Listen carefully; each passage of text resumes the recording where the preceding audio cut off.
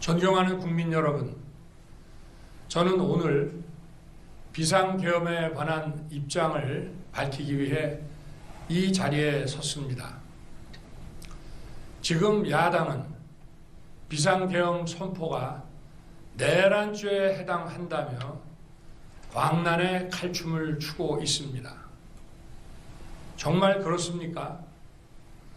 과연 지금 대한민국에서 국정마비와 국헌문란을 벌이고 있는 세력이 누구입니까? 지난 2년 반 동안 거대 야당은 국민이 뽑은 대통령을 인정하지 않고 끌어내리기 위해 퇴진과 탄핵 선동을 멈추지 않았습니다. 대선 결과를 승복하지 않은 것입니다. 대선 이후부터 현재까지 무려 178회에 달하는 대통령 퇴진 탄핵 집회가 임기 초부터 열렸습니다. 대통령의 국정 운영을 마비시키기 위해 우리 정부 출범 이후부터 지금까지 수십 명의 정부 공직자 탄핵을 추진했습니다. 탄핵된 공직자들은 아무 잘못이 없어도 소추부터 판결 선고시까지 장기간 직무가 정지됩니다. 탄핵이 발의되고 소추가 이루어지기 전 많은 공직자들이 자진 사퇴하기도 하였습니다. 탄핵 남발로 국정을 마비시켜 온 것입니다. 장관, 방통위원장 등을 비롯하여 자신들의 비위를 조사한 감사원장과 검사들을 탄핵하고 판사들을 겁박하는 지경에 이르렀습니다.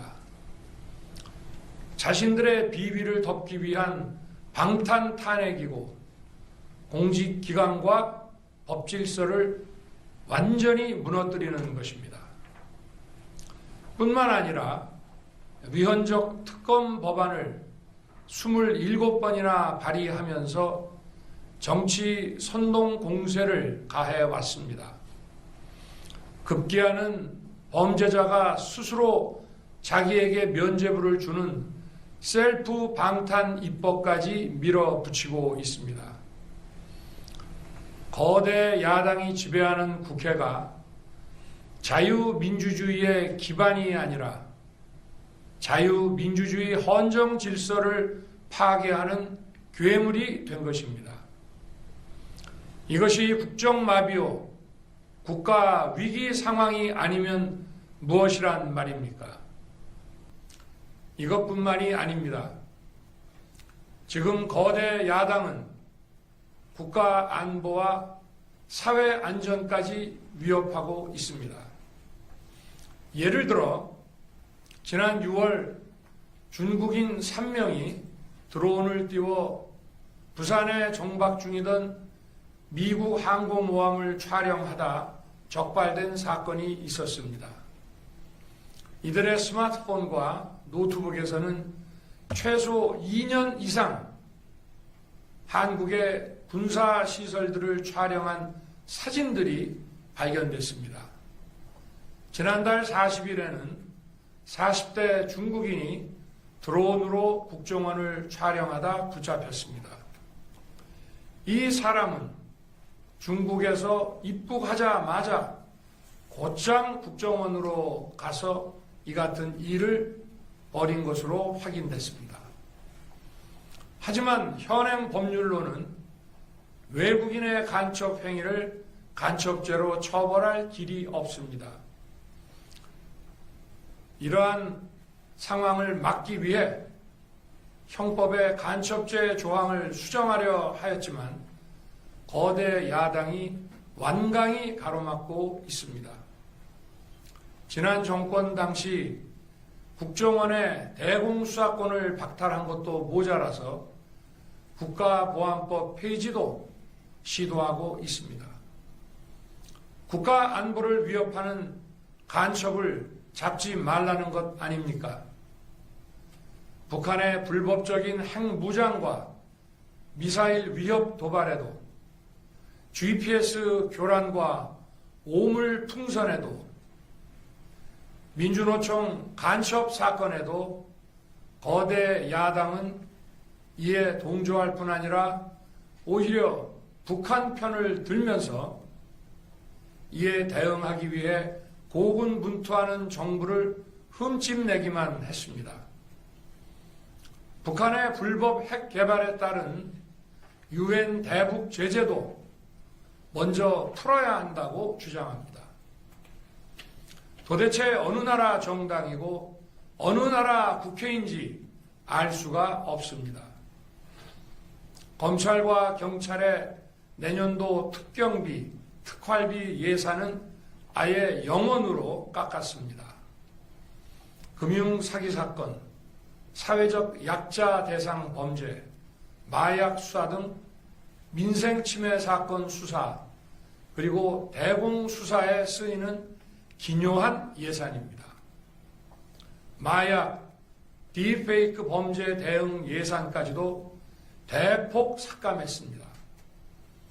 자신들을 향한 수사 방해를 넘어 마약 수사, 조폭 수사와 같은 민생사범 수사까지 가로막는 것입니다. 대한민국을 간첩 천국, 마약 소굴, 조폭 나라로 만들겠다는 것 아닙니까? 이런 사람들이야말로 나라를 망치려는 반국가 세력 아닙니까? 그래놓고 자신들의 특권을 유지하기 위한 국회 예산은 오히려 늘렸습니다. 경제도 위기 비상 상황입니다. 거대 야당은 대한민국의 성장 동력까지 꺼뜨리려고 하고 있습니다. 민주당이 삭감한 내년 예산 내역을 보면 잘 알 수 있습니다. 원전 생태계 지원 예산을 삭감하고 체코 원전 수출 지원 예산은 무려 90%를 깎아버렸습니다.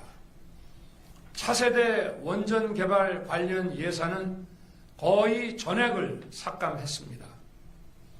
기초과학연구, 양자, 반도체, 바이오 등 미래 성장 동력 예산도 대폭 삭감했습니다. 동해가스전 시추 예산, 이른바 대왕고래 사업 예산도 사실상 전액 삭감했습니다. 청년 일자리 지원 사업, 취약계층 아동 자산 형성 지원 사업, 아이들 돌봄 수당까지 손을 댔습니다. 산업 생태계 조성을 위한 혁신 성장 펀드, 강소기업 육성 예산도 삭감했습니다. 재해대책 예비비는 무려 1조 원을 삭감하고 팬데믹 대비를 위한 백신 개발과 관련 R&D 예산도 깎았습니다.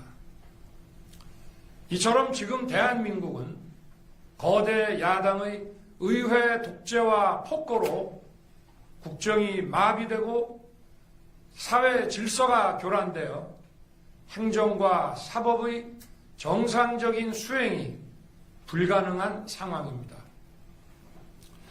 국민 여러분, 여기까지는 국민 여러분께서도 많이 아시고 계실 것입니다. 하지만 제가 비상계엄이라는 엄중한 결단을 내리기까지 그동안 직접 차마 밝히지 못했던 더 심각한 일들이 많이 있습니다. 작년 하반기 선거관리위원회를 비롯한 헌법기관들과 정부기관에 대해 북한의 해킹 공격이 있었습니다. 국가정보원이 이를 발견하고 정보 유출과 전산 시스템 안전성을 점검하고자 했습니다. 다른 모든 기관들은 자신들의 참관하에 국정원이 점검하는 것에 동의하여 시스템 점검이 진행되었습니다. 그러나 선거관리위원회는 헌법기관임을 내세우며 완강히 거부하였습니다. 그러다가 선관위의 대규모 채용 부정 사건이 터져 감사와 수사를 받게 되자 국정원의 점검을 받겠다고 한 발 물러섰습니다. 그렇지만 전체 시스템 장비의 아주 일부분만 점검에 응하였고 나머지는 불응했습니다. 시스템 장비 일부분만 점검했지만 상황은 심각했습니다.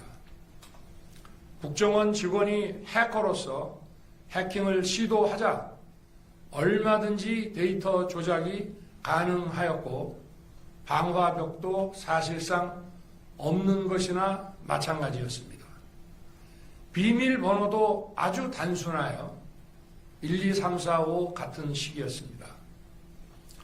시스템 보안관리 회사도 아주 작은 규모의 전문성이 매우 부족한 회사였습니다. 저는 당시 대통령으로서 국정원의 보고를 받고 충격에 빠졌습니다. 민주주의의 핵심인 선거를 관리하는 전산 시스템이 이렇게 엉터리인데 어떻게 국민들이 선거 결과를 신뢰할 수 있겠습니까?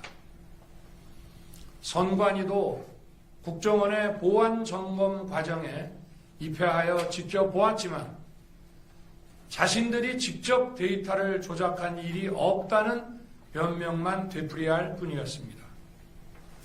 선관위는 헌법기관이고 사법부 관계자들이 위원으로 있어 영장에 의한 압수수색이나 강제 수사가 사실상 불가능합니다. 스스로 협조하지 않으면 진상규명이 불가능합니다. 지난 24년 4월 총선을 앞두고도 문제 있는 부분에 대한 개선을 요구했지만 제대로 개선되었는지는 알 수 없습니다.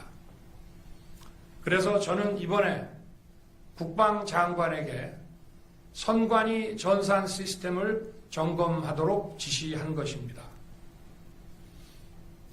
최근 거대 야당 민주당이 자신들의 비리를 수사하고 감사하는 서울중앙지검장과 검사들, 헌법기관인 감사원장을 탄핵하겠다고 하였을 때 저는 이제 더 이상은 그냥 지켜볼 수만 없다고 판단했습니다. 뭐라도 해야 되겠다고 생각했습니다. 이들은 이제 곧 사법부에도 탄핵의 칼을 들이댈 것이 분명했습니다. 저는 비상계엄령 발동을 생각하게 되었습니다.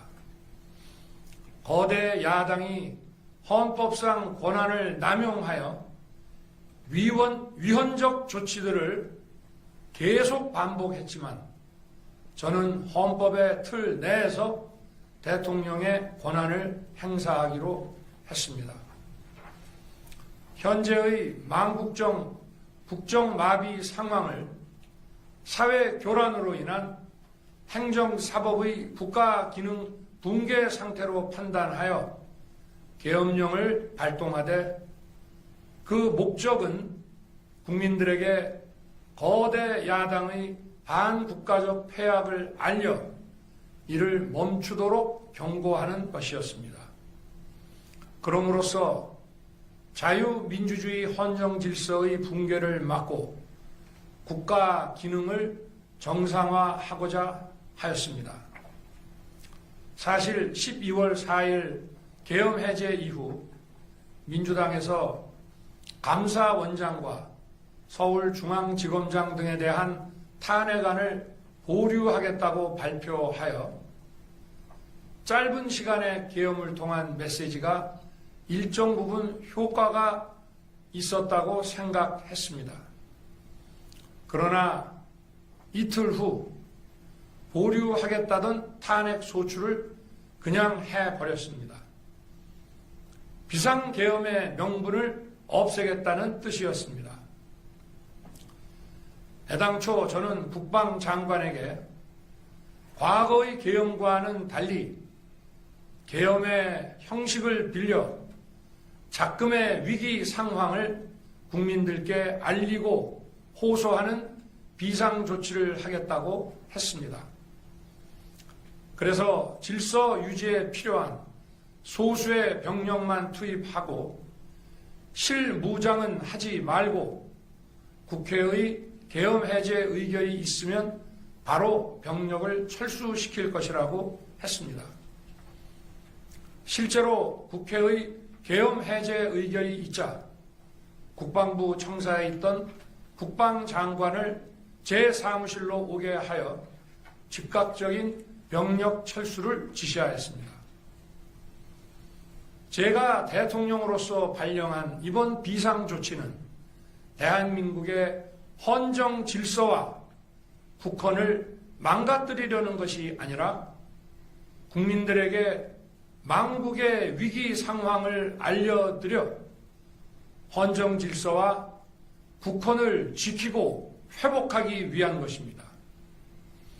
소규모이지만 병력을 국회에 투입한 이유도 거대 야당의 망국적 행태를 상징적으로 알리고 계엄 선포 방송을 본 국회 관계자와 시민들이 대거 몰릴 것을 대비하여 질서 유지를 하기 위한 것이지 국회를 해산시키거나 기능을 마비시키려는 것이 아님은 자명합니다. 300명 미만의 실무장하지 않은 병력으로 그 넓은 국회 공간을 상당 기간 장악할 수 없는 것입니다. 과거와 같은 계엄을 하려면 수만 명의 병력이 필요하고 광범위한 사전 논의와 준비가 필요하지만 저는 국방장관에게 계엄령 발령 담화 방송으로 국민들께 알린 이후에 병력을 이동시키라고 지시했습니다. 그래서 10시 30분 담화 방송을 하고 병력 투입도 11시 30분에서 12시 조금 넘어서 이루어졌으며 1시 조금 넘어 국회의 계엄 해제 결의가 있자 즉각 군 철수를 지시하였습니다. 결국 병력이 투입된 시간은 한두 시간 정도에 불과합니다. 만일 국회 기능을 마비시키려 했다면 평일이 아닌 주말을 기해서 계엄을 발동했을 것입니다. 국회 건물에 대한 단전 단수 조치부터 취했을 것이고 방송 송출도 제한했을 것입니다. 그러나 그 어느 것도 하지 않았습니다. 국회에서 정상적으로 심의가 이루어졌고 방송을 통해 온 국민이 국회 상황을 지켜보았습니다. 자유민주 헌정 질서를 회복하고 수호하기 위해 국민들께 망국적 상황을 호소하는 불가피한 비상조치를 했지만 사상자가 발생하지 않도록 안전사고 방지에 만전을 기하도록 하였고 사병이 아닌 부사관 이상 정예 병력만 이동시키도록 한 것입니다. 저는 이번 비상계엄을 준비하면서 오로지 국방장관하고만 논의하였고 대통령실과 내각 일부 인사에게 선포 직전 국무회의에서 알렸습니다. 각자의 담당 업무 관점에서 우려되는 반대 의견 개진도 많았습니다. 저는 국정 전반을 보는 대통령의 입장에서 현 상황에서 이런 조치가 불가피하다고 설명했습니다.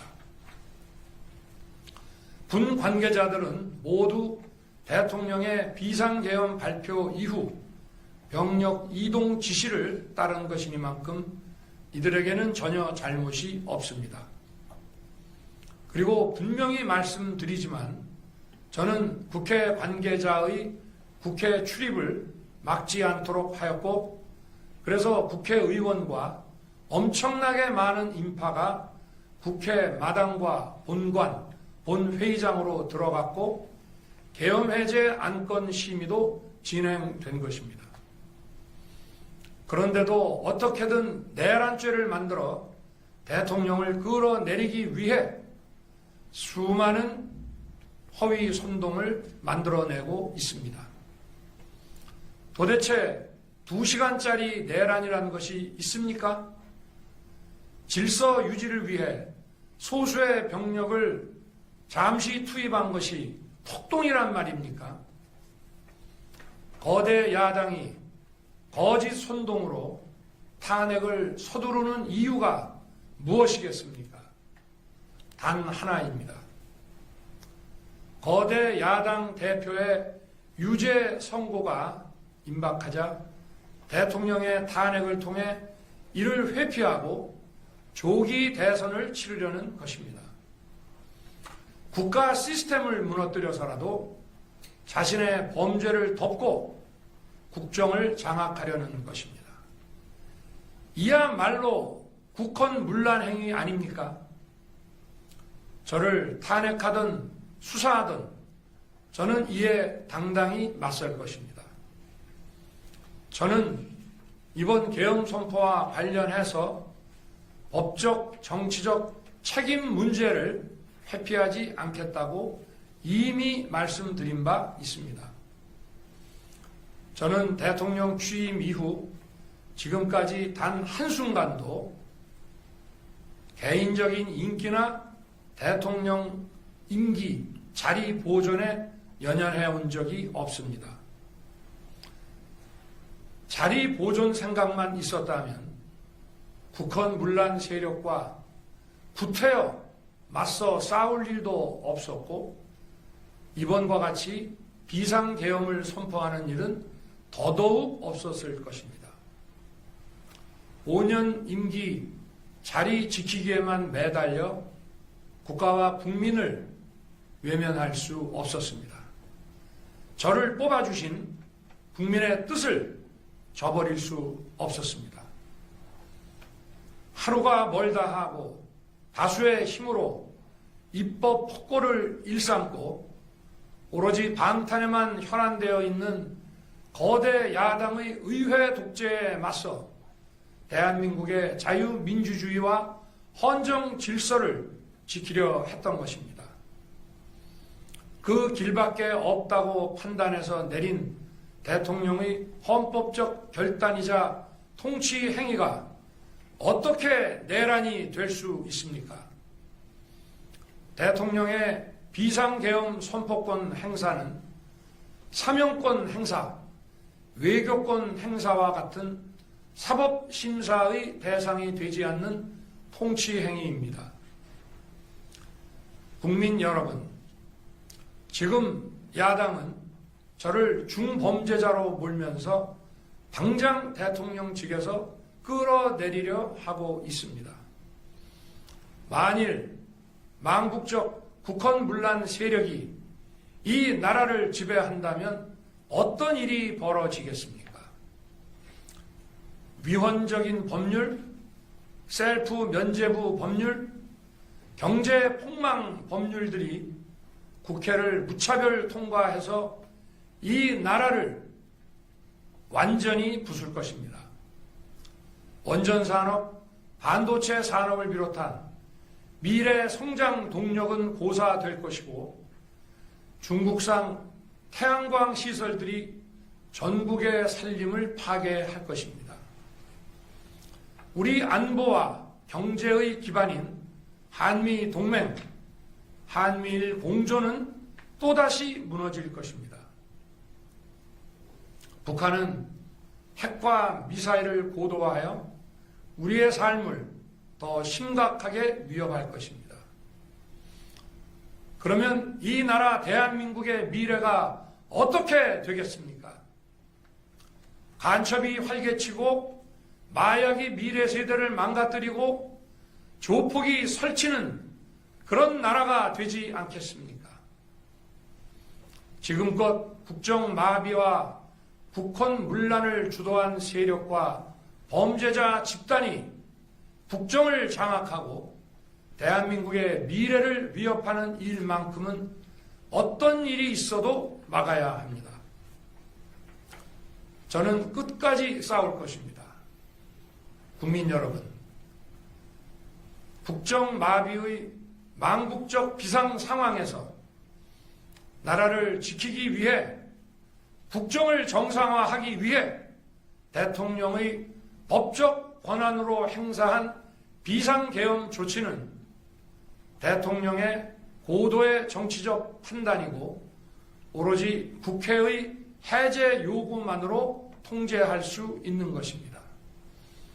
이것이 사법부의 판례와 헌법학계의 다수 의견임을 많은 분들이 알고 있습니다. 저는 국회 해제 요구를 즉각 수용했습니다. 계엄 발령 요건에 관해 다른 생각을 가지고 계신 분들도 있습니다만 나라를 살리려는 비상 조치를 나라를 망치려는 내란 행위로 보는 것은 여러 헌법학자와 법률가들이 지적하는 바와 같이 우리 헌법과 법 체계를 심각한 위험에 빠뜨리는 것입니다. 저는 묻고 싶습니다. 지금 여기저기서 광란에 칼춤을 추는 사람들은 나라가 이 상태에 오기까지 어디서 도대체 무엇을 했습니까? 대한민국의 상황이 위태롭고 위기에 놓여 있다는 생각도 전혀 하지 않았다는 말입니까? 공직자들에게 당부합니다.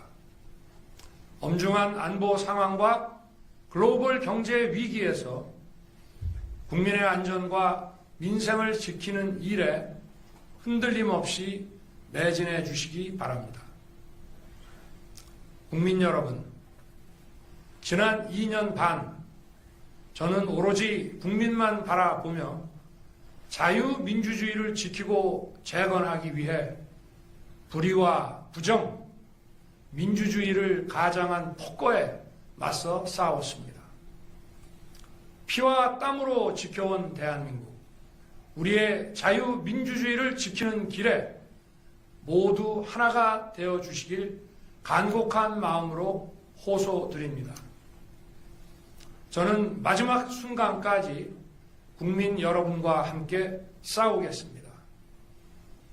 짧은 시간이지만 이번 계엄으로 놀라고 불안하셨을 국민 여러분께 다시 한번 사과드립니다. 국민 여러분에 대한 저의 뜨거운 충정만큼은 믿어주십시오. 감사합니다.